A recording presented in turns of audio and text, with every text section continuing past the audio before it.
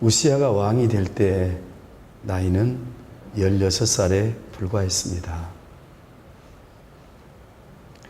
너무나 어린 나이에 우시야가 왕이 되어서 사람들은 우시야가 정말 왕으로서 역할을 잘할 수 있을지 걱정하고 염려할 수 있었습니다. 그런데 우시야가 16살에 왕이 된 어린 왕이었음에도 불구하고 정말 국가 경영을 잘 했습니다. 첫째, 우시야는 어린 나이임에도 불구하고 자기 아버지의 원수의 나라, 자기 아버지와 전쟁했던 나라, 이런 나라들과 전쟁을 했는데 전쟁에서 다 이겼습니다. 특별히 에돔이라든지 블레셋, 아라비아, 마온 사람들, 이 사람들과 전쟁을 했는데 한결같이 저들을 치고 이겼습니다. 특별히 국방을 튼튼히 할 수 있는 지혜를 가지고 전쟁에만 이긴 것이 아니라 변방의 나라들이 일절 범접하지 못하게 나라를 지키는 왕이 되었습니다. 특별히 가드 성벽을 건축하고 야분의 성벽을 건축하고 아스돗 성벽을 축조해서 다른 나라들을 다시는 쳐들어오지 못하게 요새와 진지를 구축한 것입니다. 뿐만 아니라 성 모퉁이에는 문을 달았습니다. 골짜기에도 문을 달았습니다. 성 구비구비에 문을 달았습니다. 그래서 성 모퉁이에 수문장이 서고 또 골짜기에도 수문장이 서고 성 구비구비에 망대를 세워서 나라를 잘 지키는 참으로 나이가 어리지만 건강한 왕이 되었습니다. 암몬이라고 하는 나라는 우시야 참으로 젊은 어린 왕이었지만 이스라엘에 조공을 바칠 만큼 그렇게 이스라엘을 섬기게 되었습니다. 뿐만 아니라 우시야 이름이 세계 열방에, 특별히 이스라엘 변방에 널리 퍼지고 유명해졌습니다. 그래서 이 우시야가 왕이 되면서 외교 또한 빼어나게 잘할 수 있었다 하는 것입니다. 국방만 튼튼히 한 것이 아니라 전쟁만 잘한 것이 아니라 외교도 이웃 나라들과 잘해서 건강한 나라, 그리고 변방의 나라들이 좋게 보는 나라, 변방의 사람들이 이스라엘을 좋게 볼 뿐만 아니라 배우고 싶은 나라, 그런 나라로 외교 활동도 잘 했습니다. 뿐만 아니라 이 지방에서는 물이 생명인데요, 이 우시야가 어린 왕이 다스릴 때 백성들이 광야의 샘을 파면 물이 펑펑 쏟아집니다. 황무지에 샘을 파도 물이 펑펑 쏟아집니다. 이 우시야가 나라를 다스리는데 샘을 팔 때마다 샘물이 펑펑 터졌다는 것은 경제가 잘 되었다는 것입니다. 그런데 물만 펑펑 터진 것이 아니라 포도나무를 심으면 전국에, 우시야가 다스리는 그때 전국적으로 농사를 지으면, 포도나무를 심으면 포도 열매가 주렁주렁 멋지게 아주 알이 크게 그렇게 맺혀서 국가 경제에 굉장한 유익을 주는, 국민들이 소득을 많이 얻어서 윤택하게 살게 되는, 그야말로 경제의 대통령, 경제를 잘하는 왕, 이렇게 유명해졌습니다. 뿐만 아니라 고원 평야지대를 개척해서 고원 평야지대에다가 우시야가 많은 가축을 기르었습니다. 그런데 가축을 기를 때마다 농장이 잘 되었습니다. 그래서 국가 구석구석에 각종 과실 열매들 뿐만 아니라 각종 짐승들을 잘 키워서 경제적으로 윤택한 그런 나라를 만들어 갔습니다. 도대체 16살의 왕이 되고 많은 선후배 또는 원로들이 염려하고 걱정할 지경에 있던 우시야가 이렇게 국가 경영은 물론, 경제는 물론, 외교는 물론, 국방은 물론 세계 열방에 유명해질 수 있었던 길이 무엇이었을까? 도대체 이유가 무엇이었을까? 그 말씀을 보니까 오늘 읽은 말씀 중에 이런 말씀이 있습니다. 한번 따라 합시다. 하나님의 묵시를 밝히 아는 스가랴가 사는 날에 하나님을 찾았고 그가 여호와를 찾을 동안에는 하나님이 형통하게 하셨더라. 아멘. 그러니까 우시야가 어린 나이에 왕이 됐어도 잘할 수 있었던 원인이 있었어요. 그것은 하나님 말씀을 밝히 하는 선지자 스가랴를 모셔다가 주야의 말씀을 배우고 늘 기도하는 신앙을 가짐으로써 여호와 보시기에 정직히 행하는 신앙을 가짐으로써 하나님이 그의 정치, 그의 권세, 그의 사역을 적극적으로 도와주심으로써 이런 위대한 성과가 나타날 수 있었다 하는 것입니다. 말씀은 예수 그리스도라고 특별히 요한복음에 말씀하고 있습니다. 천지를 창조하신 분이 말씀이고 그 말씀이 사람의 몸을 입고 이 땅에 오셨다. 사람들이 말씀이 육신이 되어 이 땅에 오셨지만 영접하지 않았는데 영접하는 자, 그 이름을 믿는 자들에게는 하나님의 자녀가 되는 권세를 준다. 이렇게 말씀했어요. 그런데 그 말씀, 요한 사도가 기록한 태초의 말씀, 사람의 몸을 입고 오신 말씀, 그 말씀이 천지를 창조했다는 것이고 그 말씀이 없이는 천지 창조가 안 됐다는 것이고 만들어진 모든 것이 그분을 위해서 만들어졌다는 것이고 그분이 운행하신다는 것이 그분이 예수 그리스도십니다.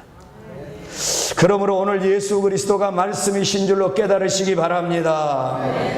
예수 그리스도가 말씀이다. 말씀이다.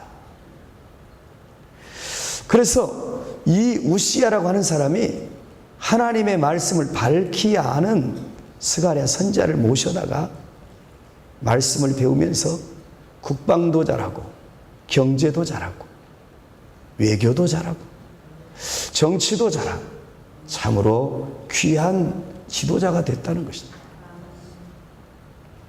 즉 말하면 예수 그리스도는 능치 못하실 일이 없는 하나님이신 줄로 믿습니다. 그러니까 말씀을 밝히 아는 분과 함께 정치하고 함께 경제하고 함께 국방하고 함께 나라를 이끌어가니 하나님이 전능하신데 도와주시는 것이. 여러분 자녀들이 나이가 어릴지라도 어디를 가든지 이와 같이 붙들려 하나님 손에 세워지고 쓰임받기를 원하시면 아멘 합시다. 그렇다면 말씀을 찾으면 돼요. 하나님 말씀을 밝히 아는 주의 종과 가까이 하면 돼요. 그런 말씀이 있습니다. 하나님 말씀을 가르치는 자와 더욱 잘 지내라고. 왜냐하면 말씀이 곧 우리에게 생명을 주기 때문에, 말씀이 곧 우리에게 승리를 주기 때문에, 말씀이 곧 하나님이시기 때문에, 말씀이 함께하면 국방도 정치도 외교도 경제도 승리할 수 있기 때문에 깨달으시기 바랍니다. 그러니까 우시야가 어린 나이에 왕이 돼서도 이와 같이 잘할 수 있었던 비결은 딱 하나, 하나님 말씀을 잘 배우고 깨달았다. 그리고 그 말씀을 붙들고 하나님께 기도하면서 정치했다. 그랬더니 이렇게 잘 됐더라.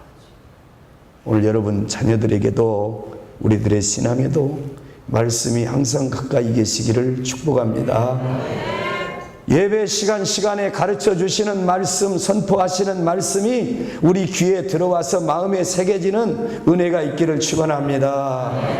이 말씀이 우리 양식이 되고 삶이 되기를 축복합니다. 그러면 우시야처럼 다 승리할 수 있어.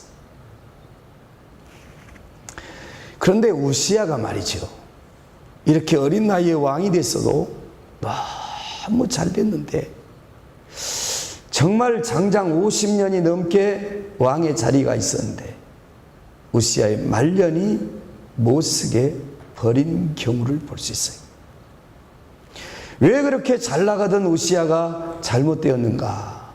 어떻게 잘못되었는가? 어느 날 성전에서 하나님 제단에 제사를 드려야 합니다. 지금으로 말하면 예배를 드려야 하는 것이에요. 그런데 우시야 왕이 제사를 드리기 위해서 기다리는데 제사장이 아직 도착을 안 했어요. 그래서 우시야가 제사장만 올라가서 제단에 분향할 수 있고 제사를 집례할 수 있었는데 제사장이 아닌 왕의 입장에서 제사장을 기다리지 못하고 제단에 올라갔습니다. 제단에 올라가서 향로를 들고 분향을 하려고 합니다. 하나님 앞에 드리는 제사를 집례하려고 합니다. 그때 젊은 제사장 80명이 쫓아왔습니다. 80여 명의 제사장들이 쫓아와서 우시야 왕에게 외쳤습니다. 왕이시여, 왕께서는 지금 범죄하고 계십니다. 하나님께 죄를 짓고 계십니다. 제사장만 올라갈 수 있는 향단에, 제단에 왕이 지금 올라가 계시고 제사장만 집례할 수 있는 예배를 왕이 붙들고 있어서 하나님의 진노와 벌이 있습니다. 속히 제단에서, 속히 향단에서, 속히 강단에서 내려오십시오. 80명의 젊은 제사장들이 다 쫓아와서 우시야에게 간곡하게 청합니다. 왕께서는 지금 범죄하고 있습니다. 속히 내려오셔서 엎드려 하나님 앞에 회개하십시오. 제사장이 오셔서 제단에 올라가 제사를 집례할 것이니 그때까지 그 자리에 있어서는 안 됩니다. 이렇게 말을 했는데 그 순간 우시야 왕이 제단에서 화를 냈습니다. 벌컥 화를 냈어요. 그리고 화를 내는 그 순간 온몸에 문둥병이 발했어요. 온몸에 문둥병이 발하고 나중에 문둥병 때문에 왕실에서 쫓겨납니다. 왕의 자리를 잃어버린 것이죠. 또한 성전에서도 쫓겨납니다. 하나님의 백성으로 인정하지 않는 것이죠. 뿐만 아니라 가문 가족의 묘실에서도 장사될 수 없었습니다. 그러니까 제단에 제사장만 올라갈 수 있는데 제사장만 올라가는 제단에 왕의 입장에서 함부로 제사장이 오는 것을 기다리지 못하고 멸시하는 마음으로 올라갔다가 거기서 더군다나 화를 내고 교만한 모습을 보이고 문둥병 환자가 됐어요. 그리고 그는 왕의 자리에서도 집안에서도 성전에서도 다 쫓겨나는 참으로 불행한 말년을 보내게 됐어요. 도대체 우시아가 왜 이렇게 실수를 했을까? 그것은 권세가 하늘 높이 찌르니까 마음에 교만한 사단이 들어온 거예요. 가룟 유다가 예수님을 판 것은 사단이 들어와서 가룟 유다를 유혹했기 때문이에요. 우시아 왕이 하나님의 말씀을 붙들고 스가랴 선지자에게 배우면서 정치할 때는 국방도 경제도 외교도 다 잘 됐어요. 그런데 하나님을 멀리할 뿐만 아니라 오히려 하나님의 사람과 하나님의 사역을 무시하고 멸시하고 짓밟고 조롱하면서 그는 하나님께 징계를 받고 멸시를 받게 된 것이에요. 여러분, 목회자는 수직적인 리더십을 가지고 하나님이 파송한 사람이에요. 즉 말하면 하나님의 말씀을 받아서 선포하는 사람, 하나님의 말씀을 해석하고 가르치는 사람, 믿는다고 고백한 사람에게 세례를 베푸는 사람 뿐만 아니라 세례를 받을 뿐만 아니라 그 사람에게 성찬 떡을 나눠주는 사람, 잔을 나눠주는 사람, 때로는 그 사람이 복을 받기를 원하거나 병 낫기를 원할 때 머리에 손을 얹고 안수기도 해줄 수 있는 사람, 하나님께서 하실 일, 하나님께서 나누어질 떡, 하나님께서 나누어질 잔, 하나님이 주실 세례, 하나님이 주실 말씀, 하나님이 주실 축복, 하나님이 주실 안수를 담당한 사람이 제사장 혹은 목회자, 수직적 리더십을 가지고 하나님께서 세워주신 그런 사람이에요. 그리고 모든 평신도들은 장로님이시라 할지라도 그분들은 수평적 리더십입니다. 장로 제도가 시작됐을 때는 회당에서, 즉 말하면 지역에 있는 회당에서 의회 의원격으로 가문의 원로나 지역의 유지들이 장로의 직임을 맡아서 특별히 살림살이, 봉사하는 일, 그리고 섬기는 일들을 의논하여 결정하고 사역을 했습니다. 더 나아가서는 수직적 리더십, 하나님이 주시는 계시를 선포하고 하나님이 주시는 세례를 베풀며 하나님이 주시는 떡과 잔을 나누고 하나님이 주시는 축복의 안수와 하나님이 주시는 온갖 기도, 이런 것들을 담당한 사람을 돕는 리더십으로 그렇게 세워준 것입니다. 장로님이시라 할지라도 주보에 이름을 올려드려야 단상에 올라올 수 있습니다. 아무리 50년, 60년 교회 다니신 어른이시라 할지라도 신앙이 순교자적인 그야말로 온 교인의 본보기가 되시는 분이라 할지라도 그분의 위치는 강단이 아니라 회중석입니다. 비록 지금 신학교 간 지 불과 몇 달밖에 되지 않았지만 그 사람에게 말씀을 맡기고 또 설교를 맡길 수가 있습니다. 그는 수평적 리더십을 시작한 자이기 때문에 그렇습니다.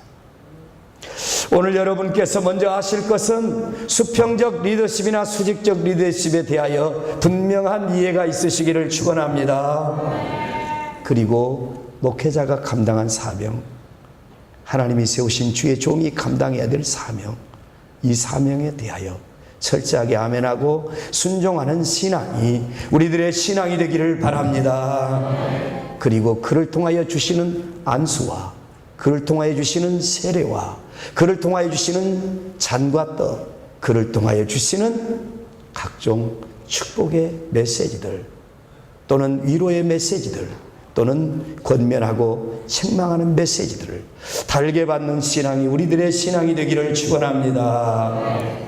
우시아가 말년에 교만하게 돼서 단상을 점거하고 제사장을 기다리지 못하고 분을 내고 무례히 행하고 교만히 행하다가 문둥병이 들었어요.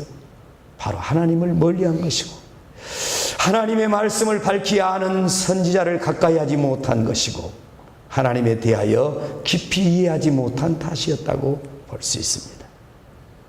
오늘 여러분 자녀 손들이 주 안에서 잘 되기를 원하시면 아멘 합시다. 오늘 우리 교회 모든 성도들의 가정이 주 안에서 강건한 역사가 있기를 원하시면 아멘 합시다. 그렇다면 말씀을 잘 받아야 됩니다. 그리고 이 말씀을 받아서 이 말씀이 가르쳐 준 대로 살면 됩니다. 이 말씀이 지시하고, 이 말씀이 권면하고, 이 말씀이 주는 지혜, 이 말씀이 주시는 능력으로. 할렐루야. 말씀을 붙들면 말이죠, 예수님이 말씀이에요. 예수님을 붙든 것이에요. 그런데 말씀을 붙들면 뱀을 집으며 독을 마셔도 해를 받지 않습니다. 손을 얹어 기도하면 귀신이 떠나고 병마가 떠나고 악한 영들의 괴계가 물러갈 줄로 믿습니다. 어렵지 않습니다.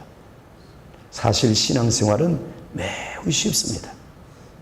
쉽다는 것이 주님의 말씀을 고요히 들으면 돼요. 그 말씀을 듣고 아멘 하면 돼요.